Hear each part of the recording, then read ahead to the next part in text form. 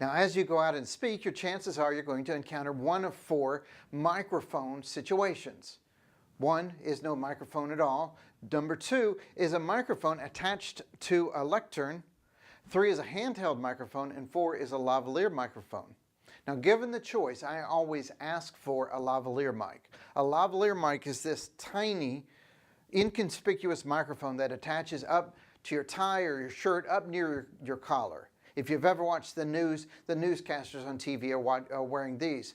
For the speaker, this is ideal because you don't have to hold it and you can use your hands to open your bottles of water or flip through your note cards.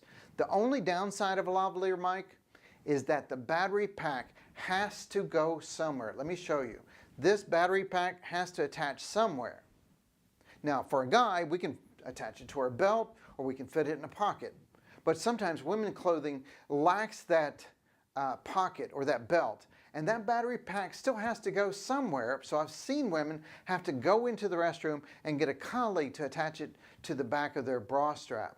When you speak somewhere, make a note in your day planner and make sure that you wear an outfit with a belt or pockets and keep jewelry around your neck to a minimum. The handheld microphone, you know, the type that many comedians use, is a great second choice. The only downside is that it can get heavy if you speak for a long period of time. I've held a handheld for more than an hour, and by the end of the time there, my shoulder and arms begins to really feel it. The other downside is that you can't use that hand for anything else. So you can't open bottles of water, you can't open your reading glasses or note cards or anything else. It can be a lot to juggle with that one hand. Now in small groups, a lot of times I will opt for no microphone at all. I find that I can communicate well in a room of about 50 people before I need a microphone. But my voice is pretty strong at this point, and depending on how powerful your voice is, your mileage may vary. In a larger group, if you're straining to be heard, your voice will wear out more quickly. No microphone in that case can work against you. And finally, let's talk about the dreaded lectern.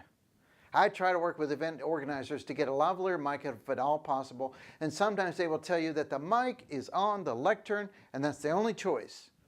But if you'll persist, if you'll push them a little bit, they'll discover that the AV people actually have a lavalier or a handheld microphone as well. It doesn't hurt to ask. However, there have been times where a lectern is the only choice.